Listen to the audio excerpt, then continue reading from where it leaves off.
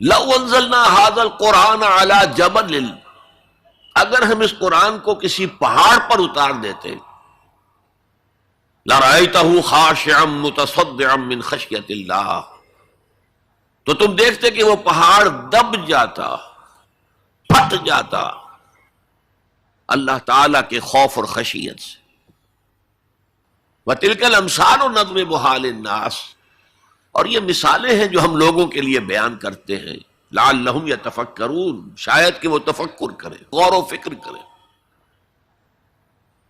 قرآن مجید میں وہ مضامین جو بہت لطیف ہوتے ہیں، بہت لطیف ہوتے ہیں، جن کا ادراک عام انسانی عقل سے ماورا ہے،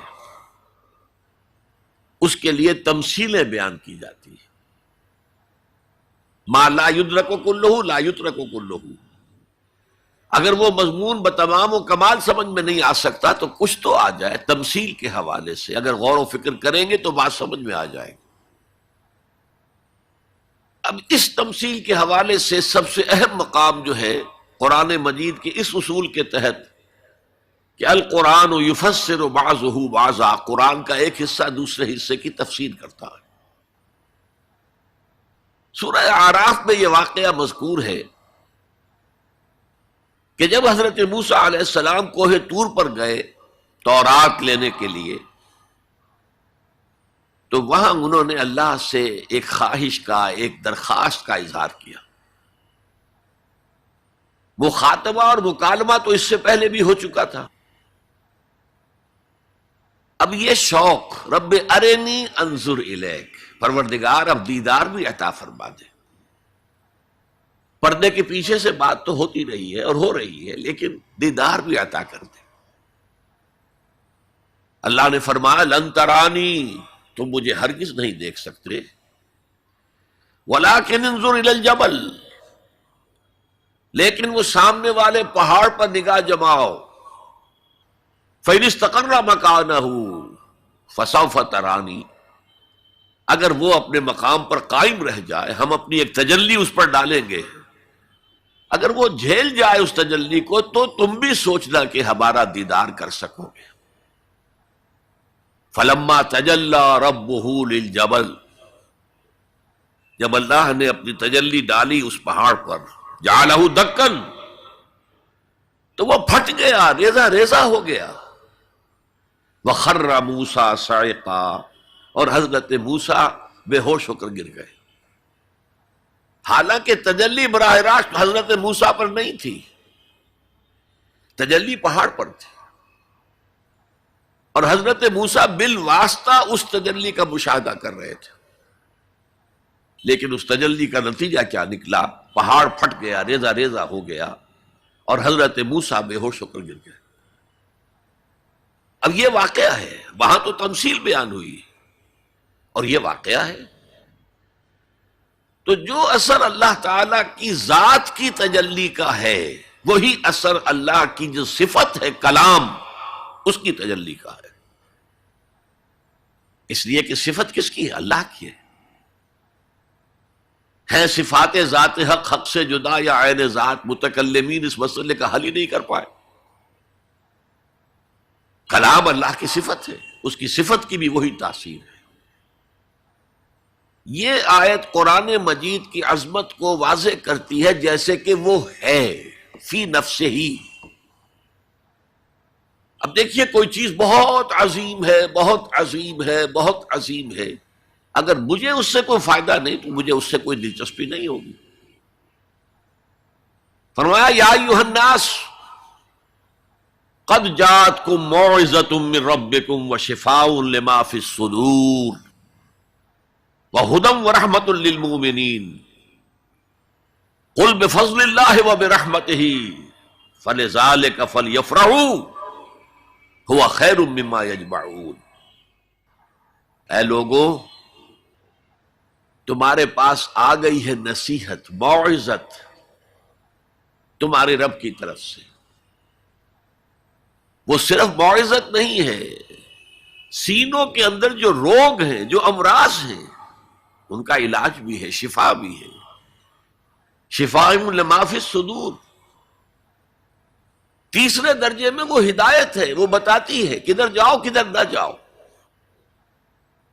جیسے آپ نے دیکھا ہوگا پہاڑی راستوں پر قدم قدم کے اوپر کوشن ہوتا ہے، یہاں سپیڈ کم کر لو ورنہ تم کسی کھائی میں جا گرو گے.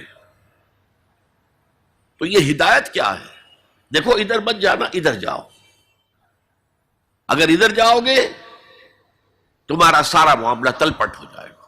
یہ ہے ہدایت. اور جو چیز دنیا میں ہدایت ہے وہ آخرت میں رحمت ہے. ہدی و رحمت للمومنین. اب میں چاہتا ہوں ان چار الفاظ میں جو ربط ہے اسے سمجھیں. دیکھیے اگر کسی ایسی زمین پر بارش برسے جو اوپر سے بہت سخت ہے تو پانی بہہ جائے گا، زمین میں جذب نہیں ہوگا تو کوئی رویدگی پیدا نہیں ہوگی. اگر دل سخت ہیں تو قرآن مجید ان پر کوئی اثر نہیں کرے گا. اس کے لیے سب سے پہلے موعظہ کی ضرورت ہے، واعظ کی ضرورت ہے، نصیحت کی ضرورت ہے تاکہ دل نرم پڑ جائے. انسانی دل جب سخت ہوتے ہیں تو ان کی سختی چٹانوں سے زیادہ ہوتی ہے. سورہ بقرہ میں فرمایا ثم قست قلوبکم فہی کالحجارۃ او اشد قسوہ. یہودیوں سے خطاب ہے. ثم قست قلوبکم من بعد ذلک فہی کالحجارۃ او اشد قسوہ. اے بنی اسرائیل، تمہارے اس طرز عمل کے نتیجے میں تمہارے دل سخت ہو گئے اور اب وہ پتھروں سے زیادہ سخت ہے. لہذا سب سے پہلے ضرورت کیا ہے؟ دل کی زمین کو نرم کیا جائے، اس میں ہل چلایا جائے. یہ کام ہے موعظہ کا، واعظ کا، نصیحت کا.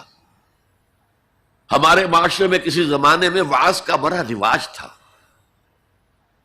آج کل یہ چیز ختم ہو گئی ہے، بلکہ واعظ کو گھٹیا بات سمجھا جاتا ہے. بھائی کوئی عقلی بات کرو، کوئی علمی بات کرو، تم تو واعظ کہہ رہے ہو.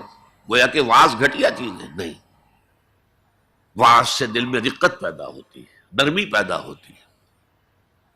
تو قرآن مجید ہی سب سے بڑا موعظہ ہے.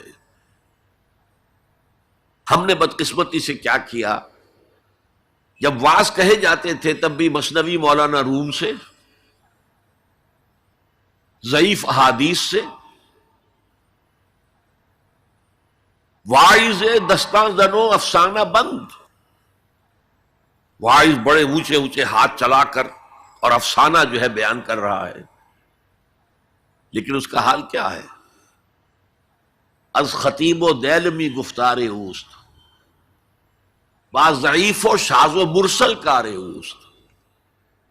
وہ خطیب بغدادی یا دیلمی کی جو احادیث ہیں، جو سب سے گھٹیا درجے کی کتابیں حدیث کی، سب سے کم تر درجے کی کتابیں حدیث کی، ضعیف کتابوں کے یوں سمجھیے کہ بہت بڑے مجموعے، وہاں سے وہ حدیثیں لا رہا ہے.